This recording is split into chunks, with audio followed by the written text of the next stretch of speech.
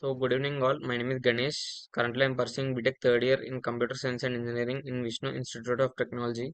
So, today, let us try to understand the concept of closures in JavaScript. So, actually, a closure in JavaScript is a function that remembers the variables from its outer scope even after the outer function has finished executing. So, this is possible because functions in JavaScript form a closure around the variables they have access to, and functions can also access their own scope, the scope of their parent function and the global scope. And closures allow functions to remember the environment in which they were created. So now let us try to understand the use cases of closure. So closures are very much useful for data encapsulation. That means variables inside closures are private and cannot be accessed directly from the outside. So closures are also useful for state management. That means closures can remember the state between the function calls, and closures are also useful for event handling. That means closures are commonly used in callbacks and event listeners. Actually, a closure is like a backpack. That means inside the backpack you can carry variables from the outer function also. Whenever the inner function needs these variables, it can pull them out of the backpack, and even if the outer function is long gone. So this is the JavaScript code for closures. Let me try to explain this code. First, here you can see the outer function. The outer function creates a variable called outer variable with the value I am from the outer function. And inside the outer function, there is another function called inner function. The inner function locks the value of outer variable when it is called. Outer function returns the inner function without calling it. And when you call the outer function, it creates the outer variable and defines the inner function. And the outer function returns the inner function. So now the closure function variable holds a reference to this inner function. Now the outer function has finished running, but the inner function still remembers the outer variable because of closure. And next, the closure function, when you call a closure function, you are actually calling the inner function that was returned by outer function. The outer function has finished executing, the inner function still has access to the outer variable because of the closure. And now the inner function logs the value I am from the outer function. So let me try to execute this code. Node space closure.js. Here you can see the output of the JavaScript code. So this is about closures in JavaScript. Now let us try to understand the concepts of callbacks, promises, and asynchronous or await in JavaScript. In JavaScript, callbacks, promises, and asynchronous or await are used to handle asynchronous operations such as fetching data, reading files, or interacting with databases. These operations may take time to complete, and these mechanisms allow JavaScript to continue running other code while waiting for the operation to finish. A callback is a function passed as an argument to the another function. The callback function is executed after an asynchronous operation is completed, and a callback is simple to use for small tasks, and it can lead to callback hell. That means nested callbacks when managing multiple asynchronous tasks. So this is the JavaScript code for callback function. So here you can see the fetch data function. The fetch data function is designed to simulate fetching some data such as retrieving information from a server. Inside fetch data, a delay of 2 seconds is introduced using set timeout. After 2 seconds, the fetched data becomes available and is passed to a function called callback. Next is process data function. The process data function takes some data as an input and logs it to the console in the format processing of data.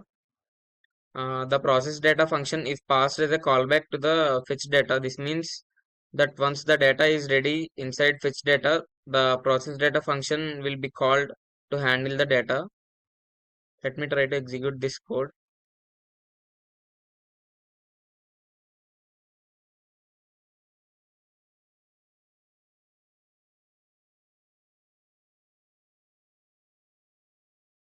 So this is the output of the JavaScript code. This is about callbacks in JavaScript. So now a promise represents a value that will be available at some point in the future. It has three states: pending, fulfilled, and rejected. Pending state means it is the initial state. And fulfilled means the operation is successful and the result is available. And in the rejected state, the operation failed and an error is available. Uh, Promises makes code cleaner and avoids deep nesting. It uses dot then off for chaining and dot catch off for error handling. And promises are ideal when you need to handle multiple asynchronous operations in a more readable way, avoiding callback hell. So this is the JavaScript code for promises. Let me try to explain this code. Here you can see fetch data function. The fetch data returns a promise. Inside the promise, a set timeout is used to simulate a delay of 2 seconds. The variable success determines whether the operation succeeds or fails. If the operation is successful, it returns true, and the resolve function is called with fetched data as the result. And if success is false, the reject function is called with error. So now, async or await is a syntactic sugar built on top of promises. It allows us to write asynchronous code that looks synchronous, making it easier to read and debug. It is used, the async keyword is used before a function to make it return a promise. And we also use await keyword to pause execution until the promise resolves. We will use async or await for cleaner and more readable code when handling asynchronous tasks. So this is the JavaScript code for async or await. The goal of this code is to fetch some data and then process it once the data is ready. And if there is an error during the process, it will handle the error gracefully. First of all, the fetch data function is used to simulate fetching data from somewhere, like it returns a promise which represents a task that will either succeed or fail after some time. Set timeout introduces a delay of 2 seconds to simulate waiting for data, and success equal to true determines whether the operation succeeds. If success is true, the promise is resolved with fetched data, and if success is false, the promise is rejected with an error message, error fetching data. Now the process data function is used to handle the data fetched by fetch data using async or await. Uh, Async keyword declares process data as an asynchronous function. It allows the use of await to pause the function until the promise resolves. Try catch means try block tries to fetch and process the data. Catch block handles any errors in the promise, any errors if the promise is rejected. And when you call process data, it calls fetch data. The await keyword pauses execution until fetch data finishes. After 2 seconds, if fetch data resolves, it logs processing fetched data. If fetch data rejects, it logs the error message to the console. So let me try to explain this with a real life analogy. Let us try to think of it like the process of ordering a pizza. It takes some time, about 2 seconds to prepare and deliver the pizza. If the delivery is successful, you will get the pizza. Or if something goes wrong, you will get an error message, delivery failed. And you wait for the delivery to complete before eating the pizza. If the pizza errors, you will eat it. And if the delivery fails, you deal with the error issue. That means you deal with the delivery issue. Let me try to execute this code. Node space sync or await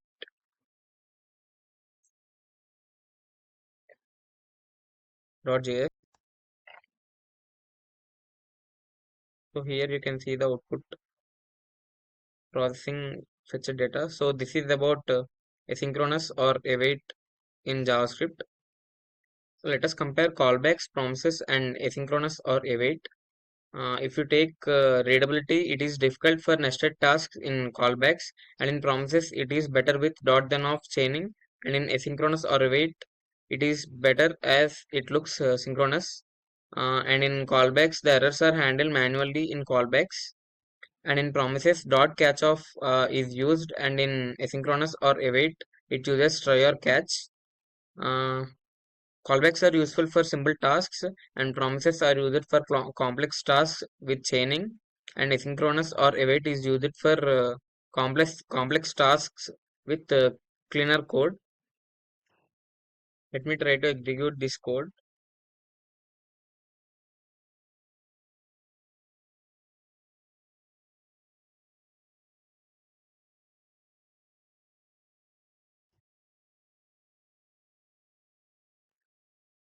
Now let us try to build a simple to-do list in JavaScript using closures. Here, this is the JavaScript code for to-do list. Here you can see the create to-do list function. This function creates a to-do list manager this function creates a to-do list manager with private data that can only be accessed or modified through the functions inside the returned object. And the create to-do list function returns an object with methods that have access to the to-dos array even after the function has finished executing. This is called a closure uh, inner because the inner functions close over the to-dos array and keep it safe from being directly accessed or modified from outside. The next one is the to-dos array. To-dos is an array that will hold all the tasks. Each task is stored as an object with two properties. One is tasks. The task description means, for example, buy groceries. Completed, a boolean value true or false, indicating whether the task is completed or not.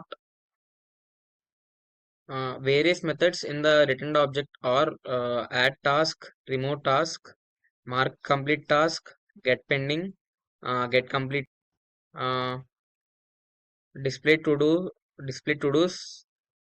These are the various methods in the returned object. So now add task means it adds a new task to the to dos array with the status completed false, not done yet. Remove task means it removes a task from the to dos array by filtering out the task that matches the name. And mark complete task means it finds a task by its name and marks it as completed by setting completed true. Get pending task is used to return a list of tasks that are still pending, that are not completed. And get completed task is used to return a list of tasks that have been marked as completed. And display to dos of list task is used to display the tasks in a readable format. It uses the optional list argument to display either all tasks or just the pending or completed ones. Each task is displayed with empty list for pending or list with X mark for completed. Here you can see this code is used to add tasks, mark a task as completed and remove a task. Here we use add task to add three tasks to the list: buy groceries, complete homework, and go to the gym. And we use mark a task as completed. That means we mark complete homework as done using mark complete. And we use remove go to the gym from the list using remove. So this code is used to display the tasks. Display all tasks means this shows all the tasks including both pending and completed. Display pending tasks means this shows only the tasks that are not completed. And display complete task means this shows only the tasks that are completed. Now let me try to execute this code.